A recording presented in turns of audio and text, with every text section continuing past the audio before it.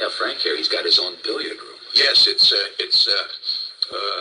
what do you call it, Kramer? The billiard room. No. The name. The billiard? Not the billiards. It was... Come on, Rudy, come on. We call it the place to be. The place to be, yes. It's the place to be. Then I shall be there. Now, it's time. Live and in living color. The Grandy Man can. Time to play the game!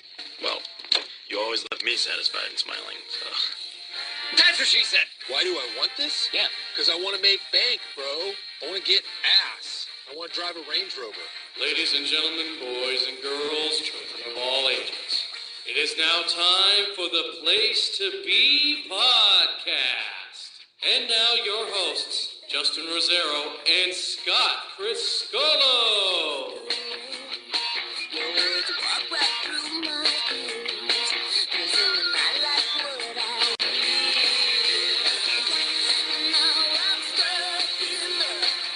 Place to Be Nation, welcome once again. Welcome to this very special edition. This is actually the 20th episode of the Place to Be podcast, and all 20 have featured myself and my co-host, my PIC, Scott Criscolo. Scott, how you doing? Good evening, Mr. Rosero, and happy 20th. Is this like when two people are dating? Oh, it's our 20th episode anniversary. Sure. It's the 20th anniversary. Whatever. Not bad. 20 shows in just about under 2 months or so. Yeah, I mean, let's see. First one started early February, so in the span of 8 weeks, we've cranked out 20 shows. It's pretty impressive. Yeah, the first one was February 11th. All right, so in just under 2 months. So just under 2 months, 20 in our 20th episode, and boy, we got a barn burner for you. Oh yeah, we're gonna break in number 20 with a big time show here, and that is because we are opening the vault. Yes, we are. Yeah, I think you got the keys there. I don't have them with me, but I do. And we're going to be reviewing the first ever Royal Rumble that occurred on January 24th, 1988. Of course, this one was not on pay-per-view; it was on the USA Network. So let's get right into things. Yeah. Now just. You never know the music here. I always set it up. I leave things hanging a little bit, and then you just always talk over it. Never fails. Never I didn't think you were going to use that because that wasn't actually used. But it's all I could find. I had the open, but it's just like Vince rambling on. It wasn't very. Yeah, that's true. So. I wanted to get into the background of it very, very, very quickly. This obviously, as Justin mentioned, was not on pay-per-view. This show was on the USA Network because, as usual, the McMahons and the Crockett's continue to throw barbs at each other. And on this same night, and I would call this a draw between the two companies because both shows aren't really that great.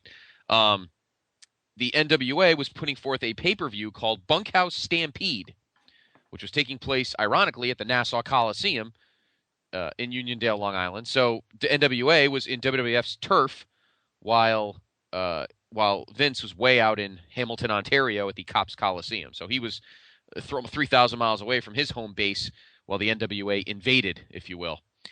And speaking of if you will, it was pretty much all about Dusty and a really lousy cage match concept. And that show bombed bad. Yeah, and the show was awful. It was absolutely awful. But even buy rate wise, right? It didn't do garbage. No, the buy rate was bad. The attendance was, I think, less than 10,000. When you can't at least fill half the Nassau, even Wrestlemania IV got more than that. So, it was a disaster. And I don't think any WWE or NWA/WCW pay-per-view ever went east of Philadelphia again. They would go to Philadelphia a few times, not the Spectrum that was Vince's. They only drew 6,000 to that arena. Yeah, that's hideous, even for Nassau Coliseum standards. Well, it holds. Hang on one sec. I can tell you, 16,234 for hockey. So figure a little bit more than that with floor seats. Exactly, and it was an absolute disaster. Mm-hmm. So Vince decided to trump the Crockett's by doing a free show called the Royal Rumble. Now, the Rumble itself, we'll talk about in a minute, but really that match really was not the focus of the show. The focus of the show was the highly anticipated contract signing for the rematch to end all rematches. And that was, of course, the rematch from WrestleMania III between Hulk Hogan, the World Wrestling Federation champion, and Andre the Giant. Now they were away from each other for most of the summer. Andre had some surgery on his back and took some time off. Of course, then they collided again at the Survivor Series in Richfield, and Andre won the Survivor match, but Hogan, of course, stole all the thunder. So here we are again, the big contract signing for the big rematch, which was to take place on February 5th at Market Square Arena in Indianapolis. Yes.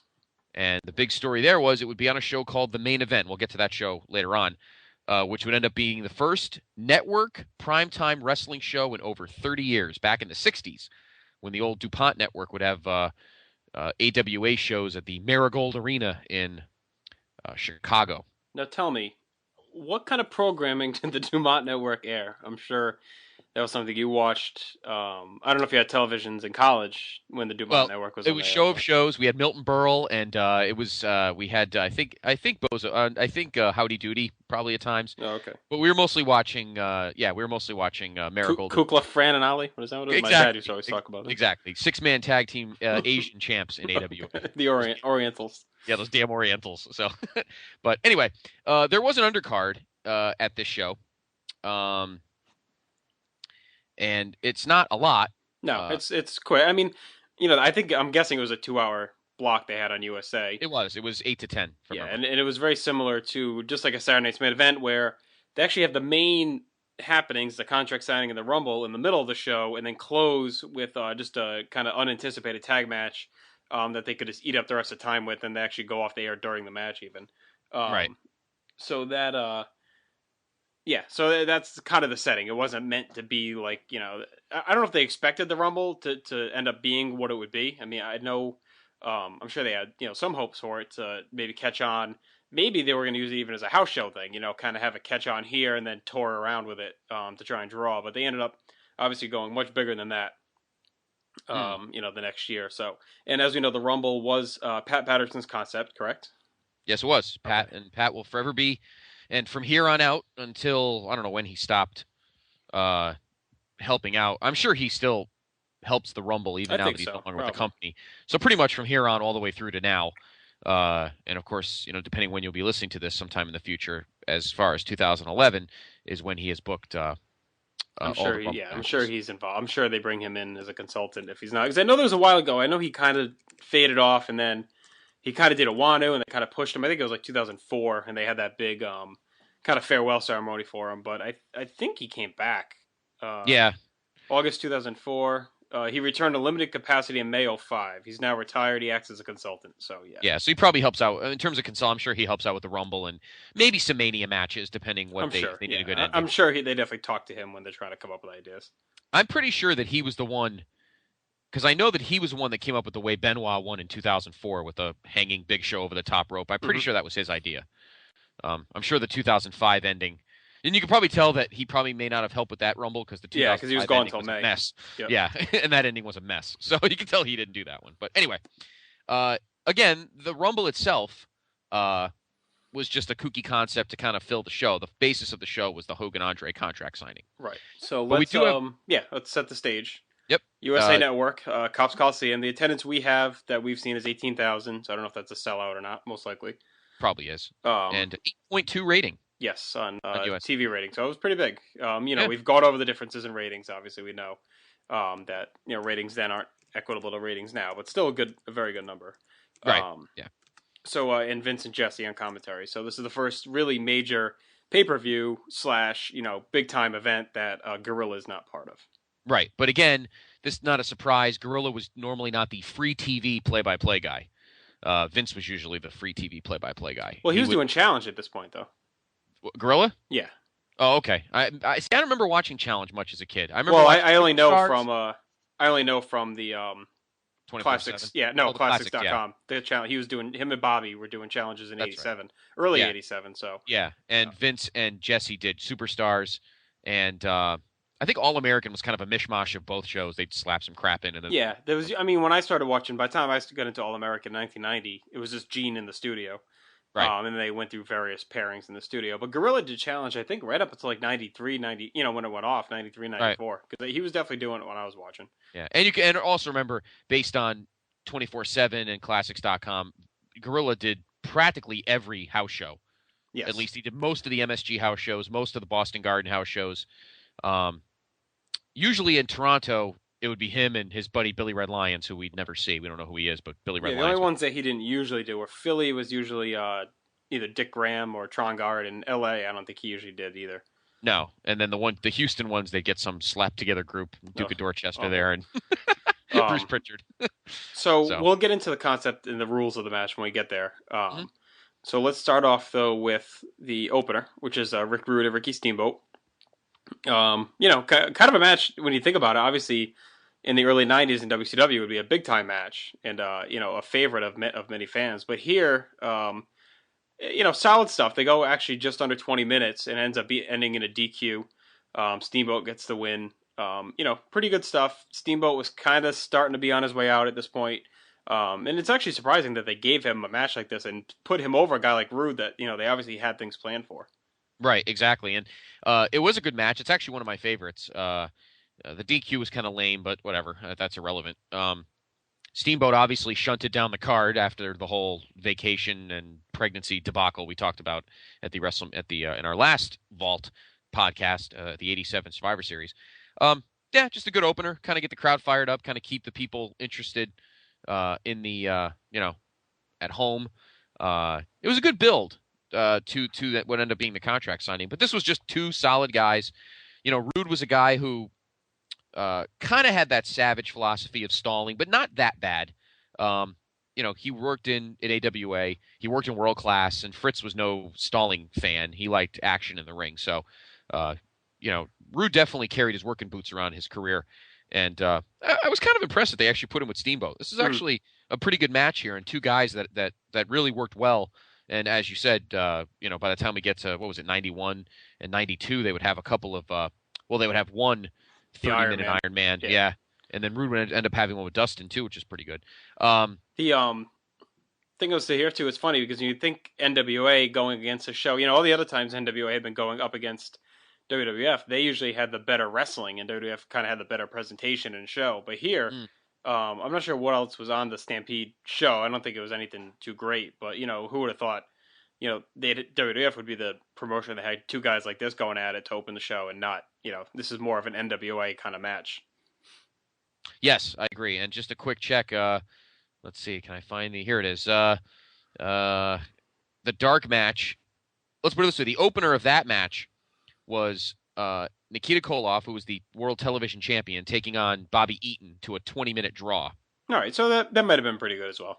That might not have been bad. And then there was Larry Zbyszko against Barry Windham for the UWF Western States Championship. This was during the time when Mid-South was actually being bought by Crockett. It was basically their version of the Invasion from 2001, where they had 8 million belts, and you couldn't keep track of who the hell was what. Yep, and then they threw Hawk in there for a world title match with Flair, and apparently I've heard the match actually isn't that bad. And then the bunkhouse, this weird kooky cage thing with boots and cowbells and some shit. I don't know. It was Dusty. The guys in the match were pretty good. Dusty, Arn, the Barbarian, Tully, Ivan Koloff, Luger, Animal, and the Warlord. Yeah, a bunch of good heavy power guys, but the match is just a sloppy mess, and the fans didn't know who half these guys. These Long Island fans don't know who half these guys are. So it was just because back then, I don't know if NWA reached up there in TV. They must have had some kind of syndicated show. Well, I guess TBS. Oh yeah, TBS, because I was watching it. But I mean, sense. Yeah, but New Yorkers don't put that shit on. They didn't like the Braves, so maybe Andy Griffith, who knows? But yeah, I think it was definitely smart for Vince to. I'm sure he noticed what the card was, and I'm sure he putting up a match like Rude and Steamboat was a smart thing to do. And two popular guys in terms of known by the fans, and definitely a good opener. Almost 20 minutes, so it's pretty good. Just solid, nothing special, just there. All right, so then they would move on to a little special segment, and that is Dino Bravo trying to set the world weightlifting record. So Jesse goes over to the podium. You have Bravo and that useless jackass Frenchie Martin. I guess we're talking about Frenchie Martin. He was, I think he was just a random Canadian kind of lower end wrestler. He brought him in. I'm sorry, go ahead. No, I was just saying, like you said, Canadian. I think he was with Jacques Rougeau's or his father's Montreal promotion. I'm sure he was there for a while. So. Well, he's actually on a lot of house shows too. He pops up randomly.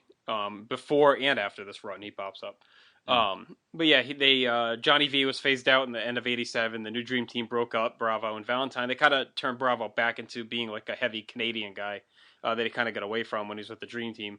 And they bring in Frenchie here to kind of add to that. So Yeah, I remember Frenchie. Oh, Jesus God. Watching the prime times on 24/7 from '87. I think him and fucking Outback Jack wrestled every week for about 7 months. It was absolutely. And we're not talking superstars 3.5 minutes. We're talking house show fucking 14 minutes. It was death. Yeah. So now, of course, the big, obviously, and this is great because, Gorilla and Jesse would barb over this for the next 2.5 years or whatever, that Jesse, who is spotting Dino Bravo, clearly, and obviously it's clearly because they're heels, lifts the bar on the last. I think he needed to do seven reps. Yeah. I think it was to win 615 pounds. Yeah, and he had to do, I think, 7 reps to set the record, and clearly Jesse pulled up the last 2 for him. Yeah, and he basically did it. I mean, the joke was he's always like, it's too pinky of pressure, and it would end up definitely. It was one of those things, just like Greg Valentine takes 20 minutes to warm up, and all the other things they talk about every time the guy wrestled, and the Bravo thing would definitely be talked about like the next 3 years consistently every time he was on. Yeah, it was pretty funny. It was funny, but it was good. It was a typical time killer. Ate up like 10 or 11 minutes. Yeah, they tease it, they play with the crowd a little bit, and then he does it. So yeah, so. All right, so then we move on to a title match, and that is a match that stems from Survivor Series when the Jumping Bomb Angels pinned the Glamour Girls during that match, and they earned the title match here. So this was a best-of-3 match for the titles.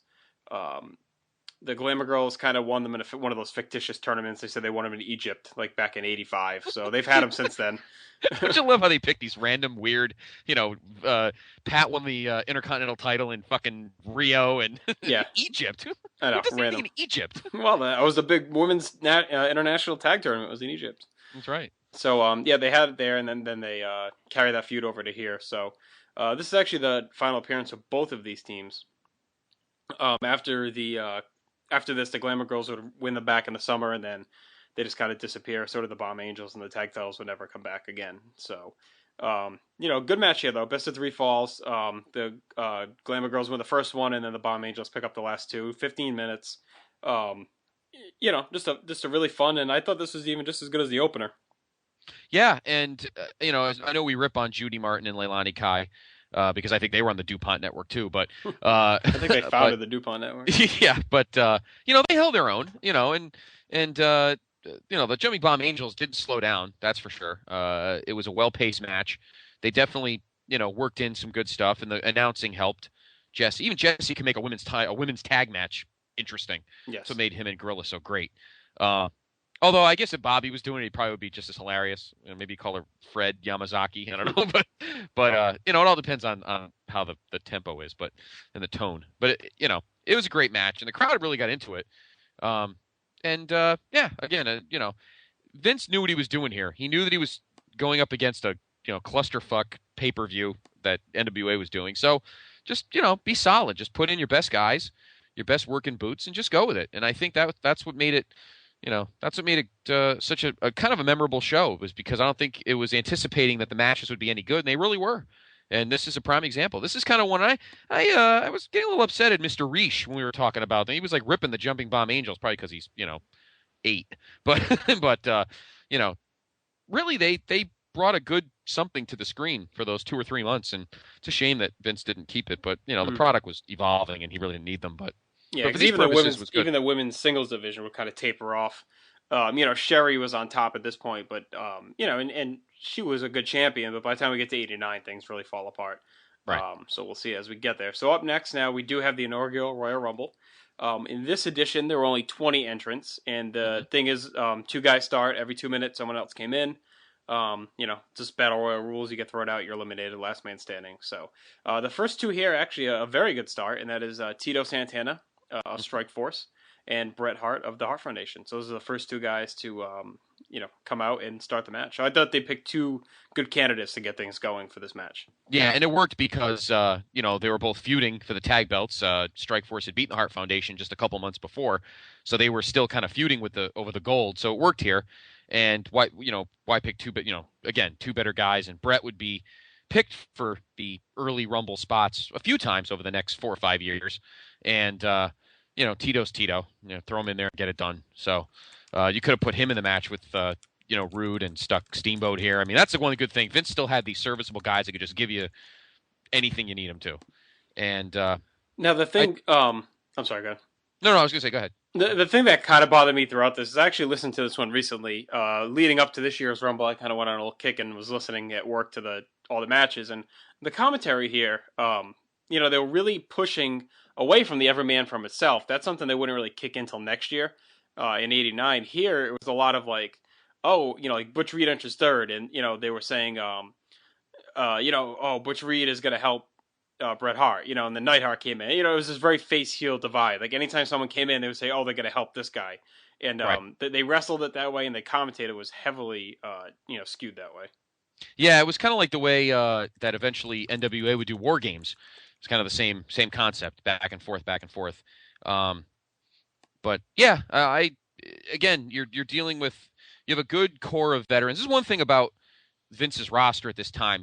They may not have been the best work rate guys, but at least they knew the business and they knew what to do. And Tito there and are Brett. a couple of guys. We'll get there.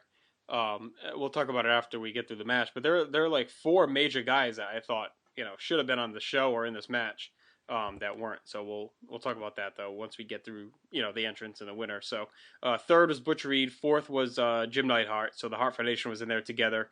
And Reed and the Harts would take out Tito. Tito was like kind of hanging until Jake came in. So, but Tito would actually no, Tito did hang on. I kind of misremembered that. So he hung on for a little bit. And Butch Reed would actually be the first guy eliminated of the first ever Rumble. So he was the first one out. And then after that, we had Harley Race, Jim Brunzell, Sam Houston, Danny Davis. So you can kind of see the guys that they had pegged for this thing. Kind of a few upper mid-card guys and then a bunch of lower mid-card guys. Right, exactly. Boris Zukov, your pal there. And and then after Boris, they had that whole spat where Nikolai and Don Morocco came out together at 11, and they got into a little fight, and then in the aisle, and the referees had to come out. So I think they were trying to just put the concept over as like something new for the talent. Exactly. And then at 13, my pal, my favorite guy in the whole universe, Hacksaw Jim Duggan. Perfect thing for him to be in. And then Outlaw Ron Bass at 14, and then the other half of the Killer Bees, B. Brian Blair, BBB, at 15. Hillbilly Jim came in at 16. Dino Bravo, look at that, double duty. How about that, double duty at the show? He broke the record and then went in the Rumble. Yes, he had a very busy night.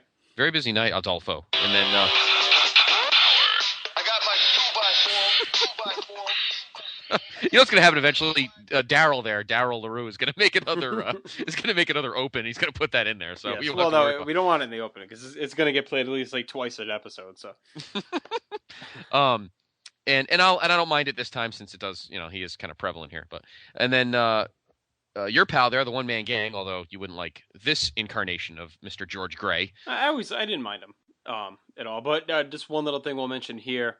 You mentioned Warrior, and then right around there is when Bret Hart got tossed out by Morocco, and Hart actually set the first longevity record for 25:42. So he was the first guy in the books for having the longest time in.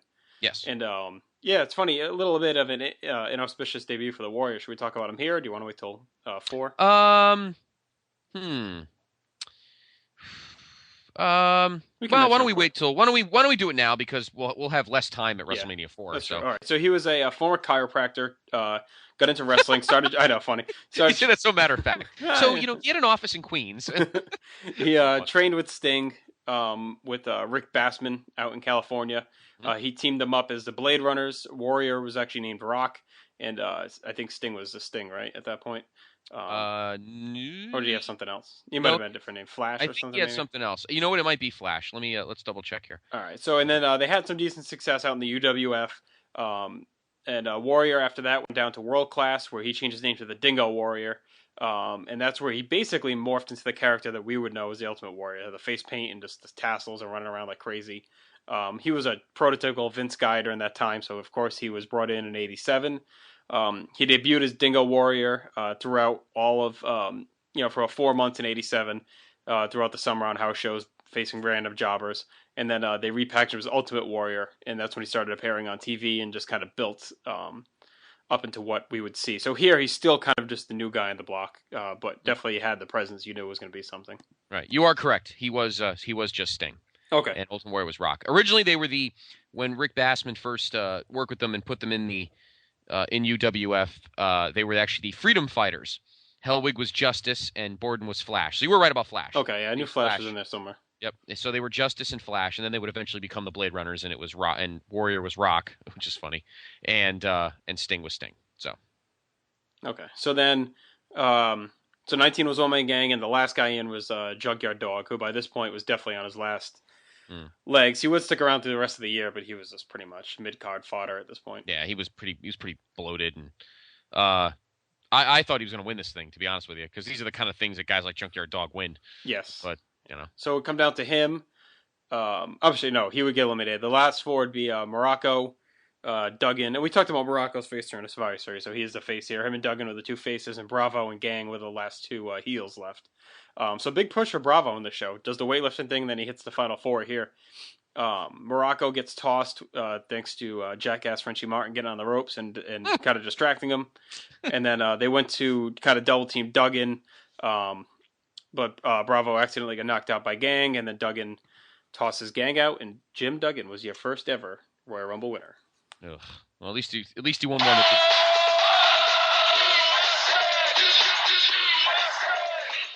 God, at least he won one that didn't have anything at the end of it. He could have won a trophy or a ham or something. Yes, and I'm going to reiterate it because I already got some more conversions from our last podcast, and that was from Andrew Reich, actually, was plugging the Hacksaw J. Duggan Twitter feed. After listening to our show last night, he was plugging it on the blog. So I'm going to say it again. If you have Twitter, you have to follow Hacksaw J. Duggan. He's tremendous. I wonder if he was in. I wonder what his comments would be if he was in that. I could ask him. He'll probably respond. Tremendous. Oh God, but yeah, I mean, obviously, you know, Duggan was a guy Vince was banking on his happy-go-lucky, you know, babyface, never win a title but not needed kind of thing, and that's fine, and. He won it. One Man Gang got knocked. You know, it was the one of the original ways to win a Rumble, which was kind of pull the bottom rope and fall out, which is essentially what One Man Gang did. So, yeah, it was an interesting concept. I kind of enjoyed, you know, the way the match was going, the way the flow was. It was a cool concept, and I'm glad that I think they realized that it's something they could have hung on, and it was a neat gimmick, and you know, they were able to make something out of it, and it ended up being, of course, a lot of people's favorite pay-per-view. Some people like this pay-per-view more than they like WrestleMania. So I enjoyed it. It was a good. Little did they realize that a throwaway time killer to a contract signing would end up becoming a staple of, you know, the backbone of WWE programming. Yes. Pretty impressive. So there you go. There's that. And the Rumble is complete. Jim Duggan wins. No, I mean, you know, a fine match. I think the crowd, it seemed like maybe they were a little confused, but definitely into it.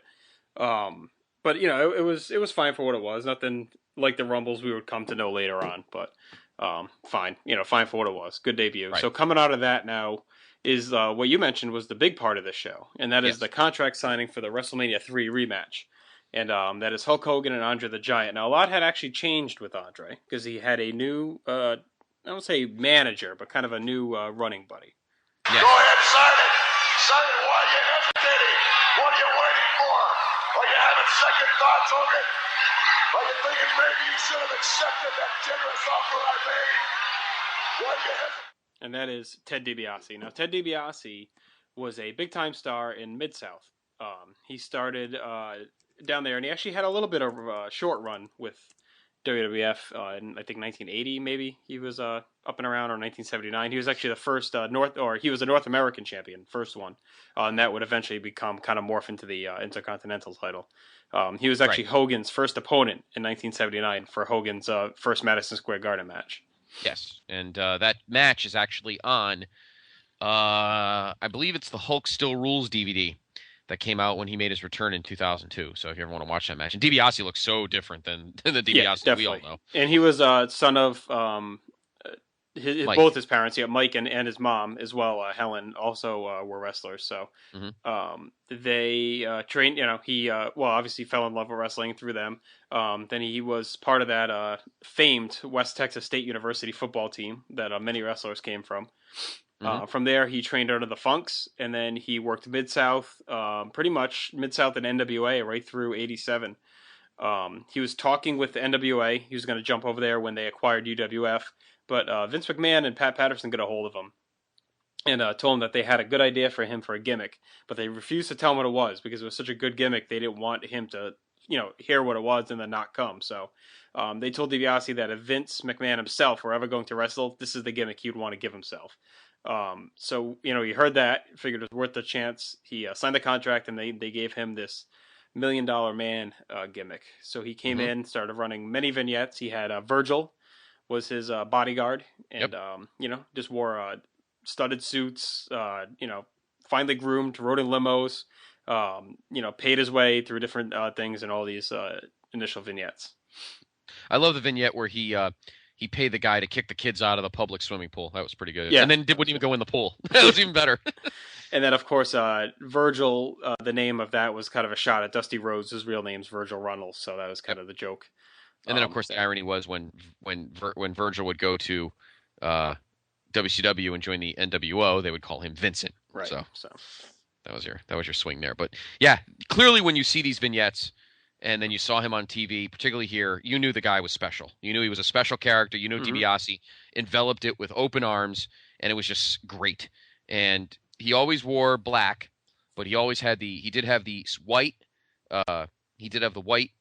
tuxedo or the white outfit. Well, then, of course, silver. It was more silver than white. Yeah, it was silver and purple. Yeah. Yeah, and then he would have it was a separate white one.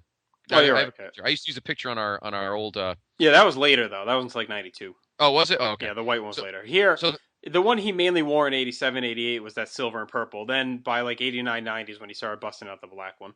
Yep. And then he would have the occasional green. Yes, yeah. I don't know if he ever actually had that. That was like the figure had that. I don't know if that was ever real. We'll have to look up pictures. Yeah, maybe he had it once or twice. Maybe like in 90, I think. Yeah. But anyway, this was so special, and putting him in this just made it even better. It would have been fine if it was just Andre or Hogan, or if Bobby was there or whatever, but DiBiase even amped it up even more, getting in Hogan's face, and like you played that clip, sign it, what are you scared of? So before that, but leading up to that, after he did the vignettes, he'd also do some great stuff in the arena where he'd bring fans up and, ask them to bounce the ball 15 times, and then on the 14th time, he kicked the ball away, and, just stuff like that. And as a matter of fact, one of the skits involved a very young Rob Van Dam. Now, was that confirmed? Because I always thought that was one of those things that was okay. So it definitely was. It's on his One of a Kind DVD. Okay, which one was he though? He wasn't the one that kissed his feet. Was that him? Yeah, that was one that kissed his feet. It was the only two I remember was the kid who kissed his feet, and then there was the little black kid who did the ball, the basketball. Yeah. So, but no, it's on his One of a Kind DVD. It was definitely him. All right. So in late '87, he came out on Superstar, said he was planning to buy. He was going to make an offer to Hulk Hogan to buy the championship. Hogan had that famous promo where he came out and pretended he was going to do it, hung his head, and then said hell no or whatever. Right. They wrestled a little bit on house shows around the circuit. Hogan beat him, so DiBiase got frustrated and asked Andre if he would, come to him.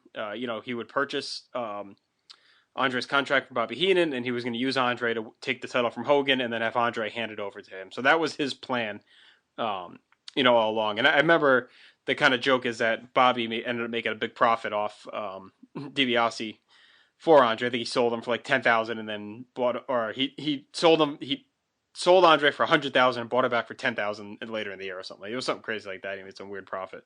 Yeah, it was pretty fun. So here, yes, was the contract signing for the rematch that Andre never got from WrestleMania 3. They built it up all throughout '87. Survivor Series, he gets the win. And then the match, like you said, is going to be on the February 5th, 88 main event. So here they signed the contract.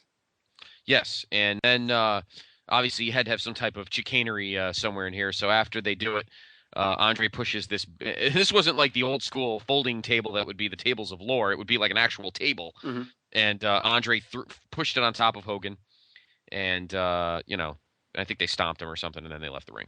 So there you go. And let me tell you something. It was pretty pumped. I don't think anyone expected a rematch. And the hype I remember going into this was just as big as WrestleMania 3. Because you're wondering, is Andre going to get his back here? What's going on? It's on Friday night, prime time, network television. This is a big deal. It was a big deal. And it was good to have them kind of be a part for this whole stretch. And we were talking about it on our last podcast about Rock and Cena, and hopefully maybe they can kind of mimic this a little bit. Andre was gone. You know, he had surgery. Hogan obviously was still on TV, and you didn't see him much on TV. He wasn't shown on primetime a lot. You had the occasional Superstars promo. You'd have the occasional house show clips.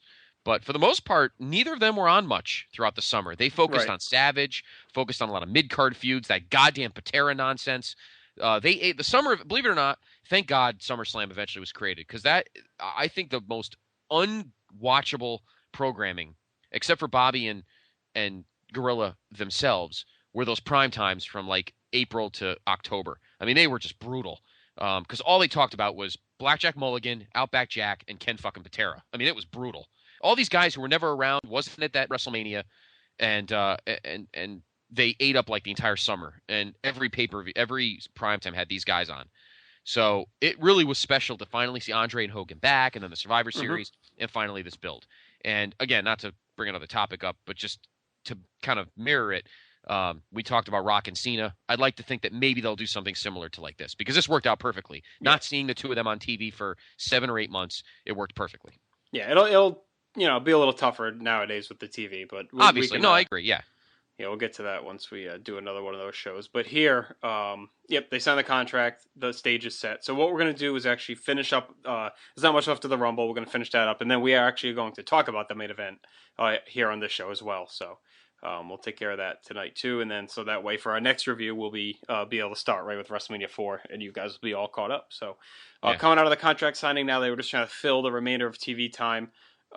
They went ahead and had a best-of-3 match between the Islanders and the Young Stallions. And the Young Stallions won the first fall. Haku won the second fall for his team in 14 minutes. And then I think they just went off the air midway through the match. So nothing special there. Just the basic, what you would expect.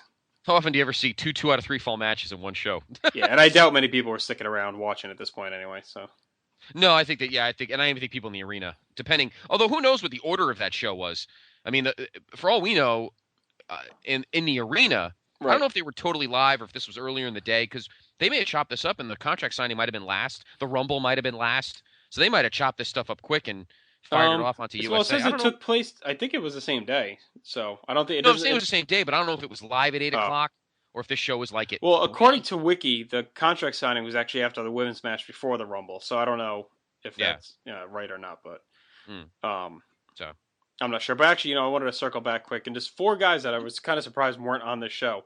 One was Rick Martel. You had Tito on here, but you didn't have the co-champion with him. The other guy is Bam Bam Bigelow, who just came off that great Survivor Series showing, and it seemed poised for a pretty big run. He's not here anywhere. You think they could have stuck him in the Rumble match instead of Danny Davis or Sam Houston. Also, the Honky Tonk Man, the Intercontinental Champion, nowhere to be found in the show. Even if he wasn't in the Rumble, you think, you could either maybe you take out that last match and have him just have a kind of a semi-squash to put him over. And the other guy is Randy Savage, who was involved in the big feud with Honky. He was the big new face, and obviously we know kind of what was planned for him coming up, and I can't believe he's not on the show at all either. Now I understand maybe they don't want these guys to get eliminated in the Rumble, but you think they'd at least have an interview or some kind of segment. I get Bigelow. Not that I can understand. The one that shocks me the most is Savage. I mean, because he was essentially almost up the ladder anyway. Bigelow, yeah, and Martel, I would have figured they'd throw Martel in the Rumble, but not on didn't totally shock me. But the one that shocks me the most is Savage. I can't believe they didn't have him on in any capacity. Even throw another match on there. Maybe have him and have some kind of tag or something. I don't know. I mean, it was weird not seeing him on camera at all. And now Bigelow eventually hurt his knee. I don't know if it was before or after the show. He would continue to perform and would make it to WrestleMania. So he might have already been hurt at this point. Man, that's why he's not here. But I know that's what ended up leading to him leaving. So right. So, but so there you have it. I mean, it's not anything special for you younger fans. You were expecting something big and fancy schmancy, but not really. It was a pretty basic little show, simply put to get the Hogan Andre contract signing in. And a couple of decent undercard matches, and that was it. That was your first, the show that we now, and we've seen through the rest of the 80s and into the Attitude Era when the Rumble was such a big deal. And it was just a simple, for you younger fans that may not know this, the Royal Rumble was just a throwaway gimmick to fill a show for a contract signing. That's in essence what it was. And Yes. look what it's turned into. So God bless you, Pat Patterson. I salute you because you put on you may have saved. I don't want to say you saved the WWF, but you ended up making. And let's be honest, if you ask a lot of people, my brother's one of them. You ask a lot of people what their favorite pay-per-view is. A lot of people tell you the Rumble, not WrestleMania. My favorite SummerSlam, but a lot of people like the Rumble more than WrestleMania. I think you do, right? Don't you like the Rumble more? No, I like them both. I mean, obviously WrestleMania is WrestleMania, but I am a big Rumble fan. I definitely love that show. Well, plus the Rumble always had the element of surprise, which is always very special. Yeah, and the Rumble now it's so different. WrestleMania, the pageantry is great and the idea is great, but in the end, it's still just matches like every other show. The Rumble's kind of that one thing that was always very different.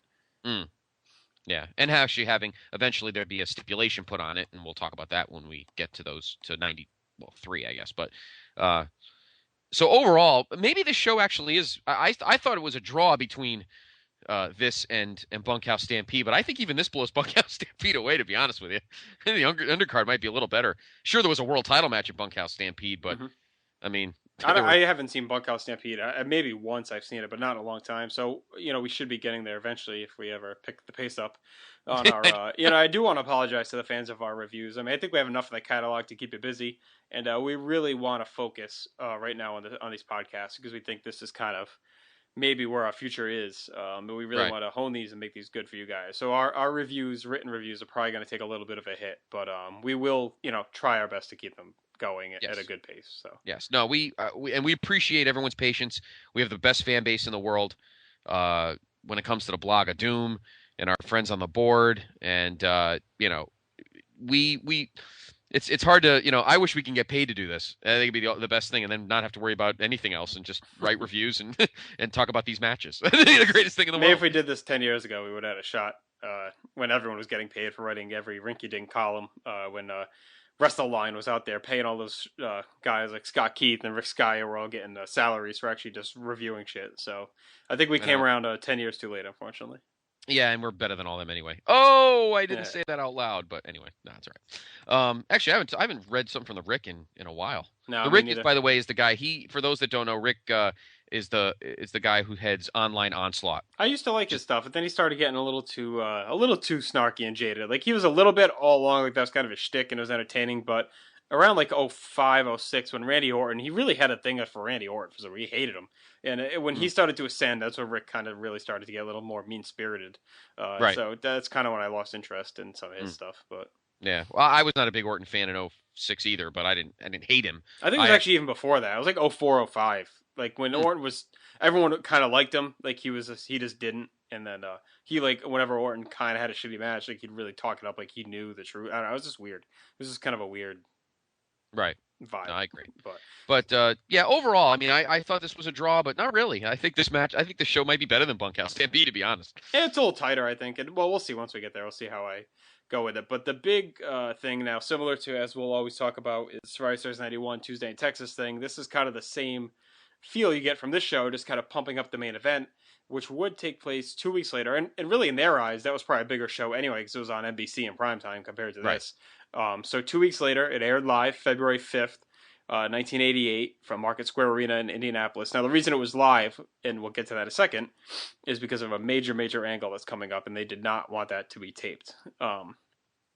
So we're kind of, before we came on the air, we were talking about the dark matches, kind of funny. We'll run through those quick on the show. And that Demolition took on the tremendous team of Billy Jerk Haynes and Ken Patera. Ron Bass defeated the superstar of all superstars, Coco Beware. British Bulldogs defeated the Islanders. Jim Duggan defeated One Man Gang in a rematch of the final two standing from the Rumble. And Ultimate Warrior defeated Sika of the former Wild Samoans. So those were the dark matches. The main event itself started off with a match between Macho Man and the Honky Tonk Man for a singles match for the IC title. Savage would win that by countout. And that kind of puts the bow on that feud that had been kind of going on since the fall. Savage ends up moving on to something different. Now, we'll get into all the various rumors and stories at Oh, WrestleMania, but What a mess. according to one, this feud was set to continue. According to another, there was a very big different things planned. Right. And the other tag, in fact, all 3 matches that were on television were all title matches. All 3 major belts were on the line. The other match, Strike Force, the World Wrestling Federation Tag Team Champions, took on the former champs, the Hart Foundation, and Strike Force beat them clean.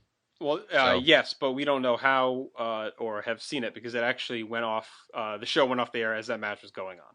Yeah. So was this show an hour or 2? Because the main events were usually an hour, I think, and Saturday night's main event was 2. So this might have only been an hour. This might have only been an hour. Yeah. Because if you look at the time, Savage was only 8 minutes, and then the Hogan Andre match was only 9. So, and then you factor all the stuff that happens after Hogan Andre, but. Right. I'm guessing it was an hour. Yeah, it was probably an hour. I would agree with you. It was probably an hour. Let me think. It doesn't say. It doesn't say underneath. It does says the live broadcast remains the most watched wrestling program. Well, how about this? This live broadcast remains the most watched wrestling program in American television history. A 15.2 rating, which is crazy, and 33 million viewers. And I think that goes to say that I think that's kind of our proof now that the the Rumble was maybe more successful than Bunkhouse Stampede, because that was a big impetus into this. Right. And also just the fact the Hogan Andre, that was such an anticipated rematch that you knew it was going to do a strong rating. Yep. And then and as mentioned, the Strike Force Hart Foundation match was in progress when it went off the air. So. Okay, so let's get into the match. So DiBiase comes out with Andre the Giant. Mm-hmm. Hogan comes out. And Dave Hebner was the referee. So that's the stage. They have the match. Not the best match ever. Worse than the WrestleMania match. And not just because the crowd was different. It's just much worse. I think Andre, at this point, a year later, is even more hobbled after the back surgery. Yes. He takes Hogan over as we, wind down. He takes Hogan over with that little underhook suplex thing he would do. It's like his one major work rate by that point. Yes, that was like the one thing he could do. Falls on Hogan. Referee starts counting. Pretty much after the 1 count, Hogan clearly gets his shoulder up. But the ref keeps counting, counts 3, and Andre is awarded the WWF Heavyweight Championship. Now everyone's freaking out. Hogan can't believe what happened. He's freaking out, saying he held his shoulder up. Nobody could. Right. The referee hands Andre the title, and then this ensued. Mm-hmm.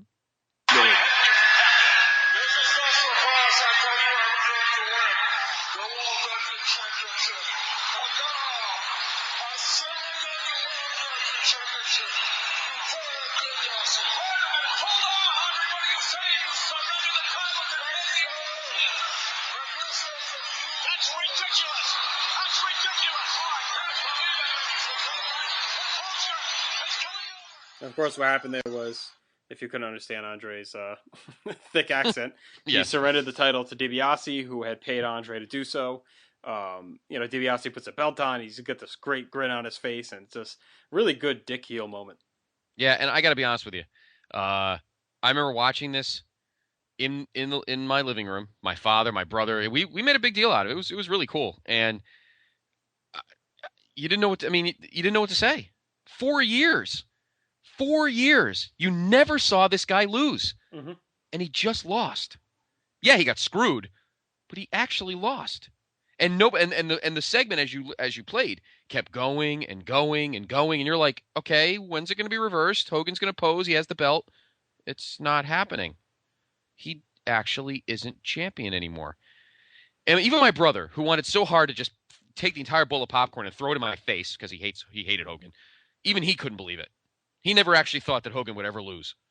And my dad, who was he was definitely drinking the red and yellow Kool-Aid as much as I was, really was sitting there like, did this really happen? Even my dad. I mean, it really was huge. Mm-hmm. I mean, it was huge. That Hulk Hogan lost. You just don't believe it. It was amazing. It was a great television moment. It really was. And now heading into after Andre, they put the belt on DiBiase, they start to leave. Hogan grabs Dave Hebner and starts kind of shaking him around. And then a twin of Dave Hebner comes running out. And of course, we would know the truth is that it was his twin brother. Actually, it was Dave that comes running out, and the referee was his twin brother Earl, who had been part of the NWA as a referee prior to this. So now you got the two Hebners staring at each other, Hogan staring at them. No one knows what the hell's going on. Hogan picks up Earl, heaves him down onto Andre and DiBiase, and then that's kind of how things ended there. So the title would end up being vacated by Jack Tunney, saying you can't buy the title, you can't be handed the title. What everyone ended up saying, as the storyline was that DiBiase paid off somebody else to get plastic surgery to look like Dave so he could do this. They never actually ended up saying it was the twin in storyline, right? No, they did say that it was somebody was paid off. Yeah. Right. So that was a cool little angle. It made DiBiase look even more sinister. That he'd go to these lengths, he'd make some guy change his face to help him win the championship. But it was definitely a big shocking storyline. I mean, no one, it never leaked out. No one really knew what was going to happen. It was live, so it caught everyone off guard, and it was good stuff. Yeah, absolutely. And again, you're dealing with great characters and great guys who can put stuff over. I mean, DiBiase, it was a very, it's a delicate storyline to have Hogan lose and to have all these guys just put it over. And, kudos to Andre, who just was that might have been the peak of his heelness, was this little stretch here, because he was just so slimy. Mm-hmm. You never thought Andre would stoop to this level, Right. Because, like I said, all through 1987, as we talked about at WrestleMania 3 and at the Survivor Series podcasts, we always, Gorilla treated Andre as still being a good guy who was brainwashed. Right. Now, there's no doubt. Andre is a bad guy. Yes. He stole the belt and sold it. This is a guy who was like the fabric of professional wrestling for 20 years, and he sold the world title like just a cheap, thief. And it was great. It was great. I mean, it just, all these guys just did it perfectly. And you really sat there. And this is where being kayfabe is missed, because now you're like, some asshole backstage put this together, har. But back then you're like, right, holy shit. I mean, it's a big deal. It was crazy. I can't implore enough to our listeners what a big deal it was to actually watch that and go, holy shit, Hulk Hogan lost. Like, you think to yourself, Stone Cold's lost matches, Rock lost matches, Brett and all these guys, Shawn, these guys have all lost matches. But back then, man, let me tell you something. That was crazy. Hogan just didn't lose. Count out, DQ, didn't matter. He just never lost. I mean, I hate to implore that. It sounds simple, but it really wasn't. Right. He never lost. No, the worst that would happen would be he'd either lose by count out or win by a DQ or count out. Right. That was really the worst thing that happened to him. Survivor Series was probably his biggest loss to this point. Right. But this was just, my brother, again, even he was speechless, and he was deep inside. I know he was doing the happy dance. He was doing the jig. But even you're like, I never really thought he'd actually lose, Mm-hmm. And kudos to everybody. Vince, Jesse was like having a party, but to DiBiase, to even Earl and Dave. I mean, everybody just played their roles to the hilt. It was great television. Well put together. Yeah. So now let's do this as well, since we still have some time to kill a little bit. So let's set up WrestleMania 4, because I think when we get to WrestleMania 4, there's so much going on at that show that it's going to be a lengthy show. So yeah, we need to dive in. Yeah, let's kind of set the stage. Let's talk about where they would go with the title, and also some of the rumors that are going around at the time, and then you guys can just kind of use this as the bridge to 4. So they ended up stripping DiBiase of the title, saying you can't buy it. Yeah. And instead of awarding it back to Hogan, though, I'm sorry, go ahead. No, I was just going to say very quickly. Before that happened, there are some very rare, and you mentioned it in a couple podcasts ago. Yes. DiBiase was able to move around the house show circuit with the belt. So if you did go to a house show in that week in February of 1988, and you were able to catch DiBiase, and you have a picture, you have a very rare picture, my friend. Yeah, send it to us. Yeah, send it to us. Post it on the post it on our Place to Be podcast Facebook page. If you have a picture of DiBiase with the world title, post it, because it is very rare. You don't the see one it very that often. aired was last month was the Hall of Fame candidate was Ted DiBiase on 24/7, and they had a match from Boston Garden during this week, and it was Hogan and Bigelow against DiBiase and Andre, and DiBiase had the title belt on, so it's pretty cool to see him, walking around. It looked good around his suit. How did quickly, on a just very, very quick side note, how did Bigelow and Hogan look as a team? Did it look like they could have really had a nice I think he could have chemistry been together? One of Hogan's, running buddies. The only thing is they were so diverse looking. Bigelow just had such a unique look. It's kind of hard to see him be like just a guy's buddy. You know what I mean? True. So he was more made out, I think, to be that upper mid-card heel that he would be his second time around. I think that was more his role, maybe. Although I think he could have been a big face at this point. He just kind of ran into some bad timing. Yeah. So, yep, they stripped the title. They put it up. They don't give it back to Hogan. Tunney announces they're going to have a 14-man single elimination tournament for WrestleMania, which now I wasn't watching at this point, but I'm guessing that was pretty big news. It was huge. That they were going to do a whole WrestleMania just for this tournament for the title. 14-man, that meant 2 guys were going to get a bye, of course, and that would be Hogan and Andre. They received the bye, and they would face each other in the second round. So now you're guaranteeing that these guys won't meet in the finals, and one of them is going to be out early. And the other one would, be able to move on the tracking for the title. Right. And obviously, we didn't know who we didn't know who the other 12 guys were going to be. They would slowly leak them as the weeks progressed. And I remember my brother and I were getting very excited because we learned, and as we all know now, 22 years later, tournaments solve all problems when it comes to storylines. Nothing beats a good tournament. Nope, and especially one like this where you just loaded it up with all your major stars. Exactly, and the ultimate prize at the end. So I remember getting very excited about a tournament. It was pretty cool. Now, obviously, they would lay the show out with other guys and other matches. I mean, you had a tag title match. Obviously, Honky would defend the IC title. So you had other matches that would be set up for WrestleMania 4. But it was interesting to see if who the other guys would be because at the time, Savage was still kind of feuding with Honky, so you weren't sure what he was going to do. And there were rumors, too, that, we don't want to kind of spoil the end. I'm sure everyone in the mother knows, but, we kind of like to read through these as they're happening. So, right. But there were a lot of rumors that, yes, Honky was supposed to lose the IC title finally back to Savage at that show, and he balked and things changed. So we'll get into who was supposed to win that tournament according to rumor and who ends up winning it. We'll kind of save that for the review at WrestleMania 4. But that was kind of the story, was that Honky, his run would finally end at Mania at the hands of Savage. Right, but he pulled the first, I don't know about the first, because there's probably been plenty in the Territory Wars but back in the day, but he pulled the first public, I'm taking my ball and going home thing to Vince.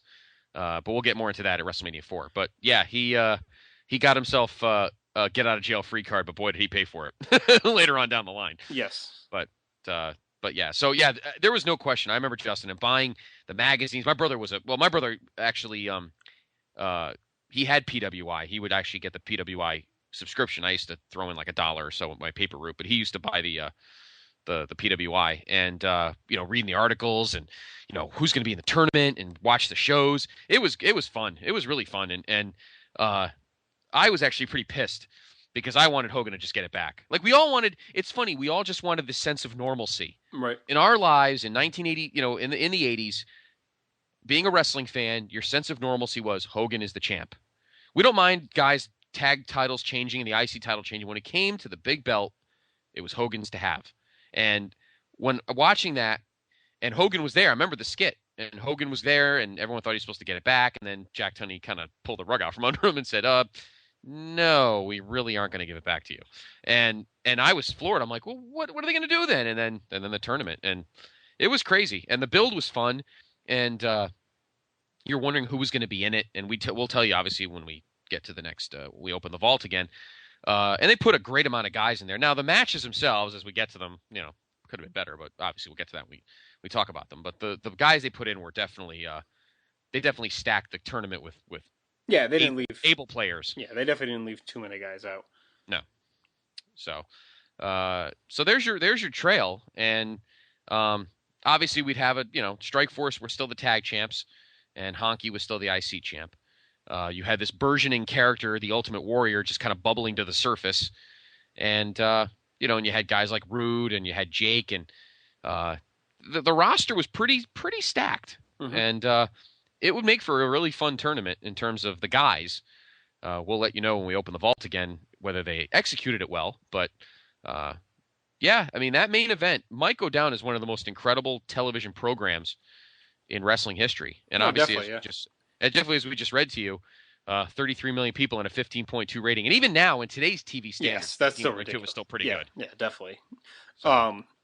Definitely a big time, big time angle. One of the first real major angles, in a while that they had shot. Really since probably, the Piper's Pits leading up to 3. Just seeing Hogan, like you said, finally lose, and then just something new. This was finally trying to mix things up, and of course, the real reason was because Hogan was going to be off filming No Holds Barred, correct? Yes. Yeah, he'd be gone for most of '88. So, although none of us knew that because that wouldn't be on. We still the kayfabe days. You didn't read things like Hogan's off to make a movie, and you're like, what? When are you making a movie? He's the champion. None of this movie making nonsense. Like you didn't think that kind of thing. But I actually remember the WWF magazine covers. My brother collected them all, and once I started watching, he gave me his whole collection. And one of my favorite covers was the one, I think it was for right after 4. They had the boxes across the whole cover of all 14 guys, and then with the winner in the middle. And the thing was, I guess that cover came out right before the show, so the winner was kind of spoiled. But it was just a cool cover where they had all 14 guys on it. I remember that. I actually have I remember my senior year in high school, right before WrestleMania 7, they did a special, PWI did a special on the first 6 Manias. And it's funny now how many there are now. I mean, 27 of them. But you're like, the first 6, and they had them all like these articles that PWI printed and wrote after the actual show, and they just did like a collector's item.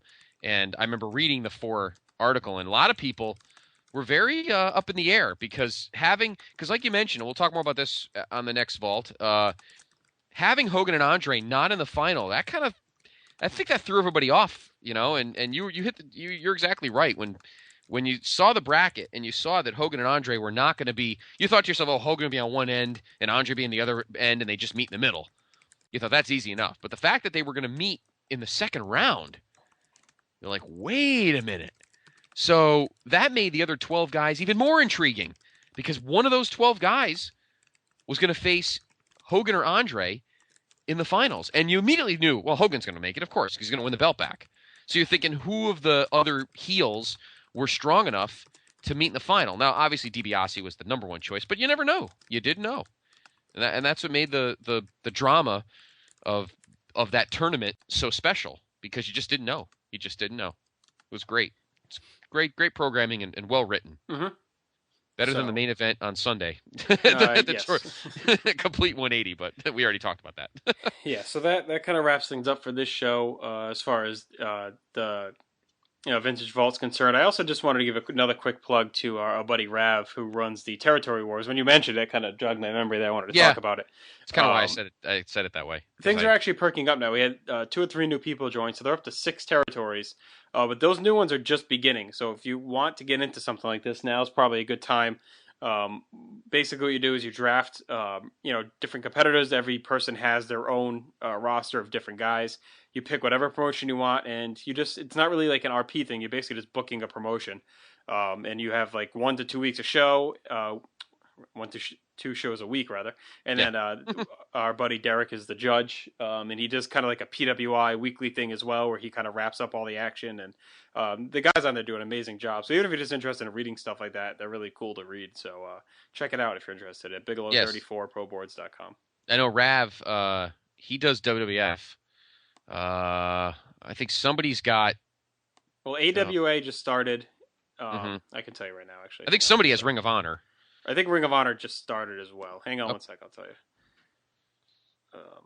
you. Ring of Honor just started. AWA Ring of Honor just started. Our buddy Kieran is doing Ring of Honor. AWA is our new buddy on there that's really come in as a house of fire on our board, and that's Chasines. Oh, Chasines, yes. Good guy. So he's a good writer. He'll be doing AWA.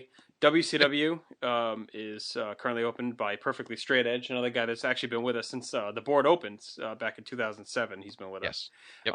If you're looking for some kind of a sick, crazy promotion, we have XPW, and that's run by Mad Stepdad. His is really interesting, actually. He's very off the page.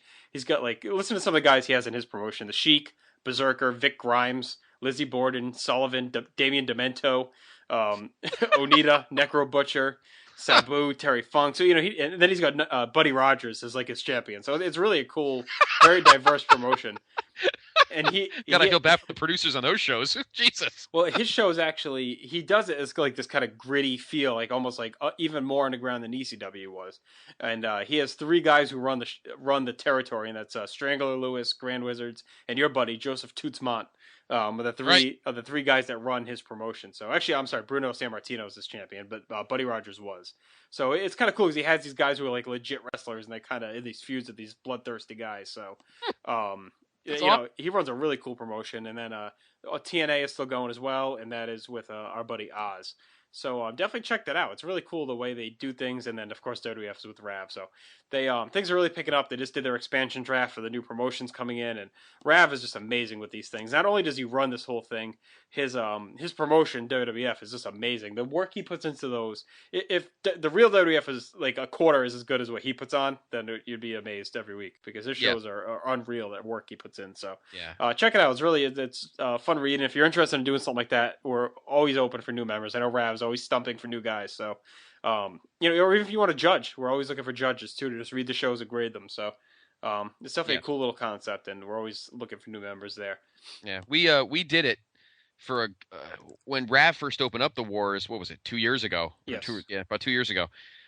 You had actually NWA. You were actually Mid Atlantic. Mm-hmm. I was Memphis, and our friend Matt, our fellow PTBer Matt Rotella, he was actually WWF, and our another future place to be member Johnny Reckless, he was actually doing Ring of Honor, and he had this crazy feud with, and he was kind of like the XPW, kind of that weird combination of guys. He had like a feud going with Steamboat, Brett, and Muda. It was like really not crazy stuff. His shows were great, and it's very intensive. And we just, Justin and I at the time were writing like 9 things a week, so it was just we had our pay-per-view reviews. I was doing Raw, you were doing SmackDown. Yeah, SmackDown, and you were doing Nitro reviews. Oh, that's right. And house shows. I was doing prime times, and we were just writing. We were writing like 70% of the board at the time, and I'm very happy that, and it's good that you and I don't have to do that as much. I mean, we haven't really had a chance. I'm glad we have a few minutes here to really pump up our message board,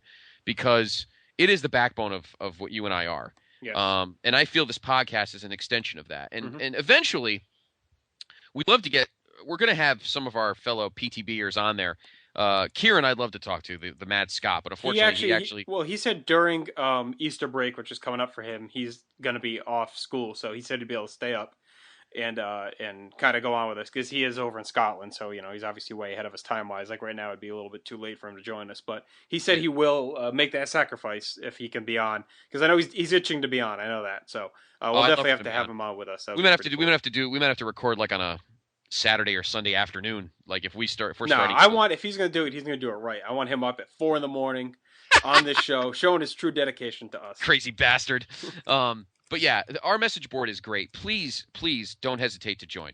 Please join. It's fun. It's free. Bigelow34.proboards.com. We don't just do wrestling. I know this is a wrestling themed podcast, but we talk about. I have no problem mentioning this board when we do our sports ones. The next time we have our good friend Leanne Griffin on, we talk about all sorts of stuff. We talk about TV, movies. Matt Rotella does his movie reviews. I was doing reviews about James Bond films. I got to jump back into that at some point. We were doing all sorts of stuff. We do music. We do random, Justin has his Pandora on during the day, and I usually have my Yahoo on during the day. So we put up music lists, and it's just all sorts of weird shit just to talk. Yeah, the one thing we actually haven't done in a while is we used to do quite a bit of is the drafts.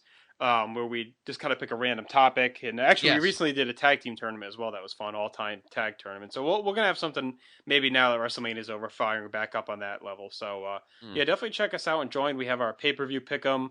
Our buddy Edge on there is going to be starting baseball pick'em this Friday as well. So that'll be fun. And also now we're going to have Raw and SmackDown reviews. Edge is doing Raw, and our friend...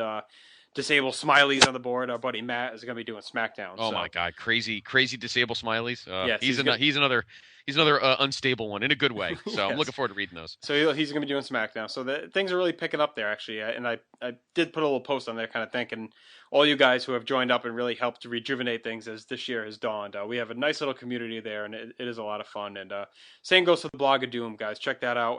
RSPWFA2. .livejournal.com, another good community. They do a lot of cool things.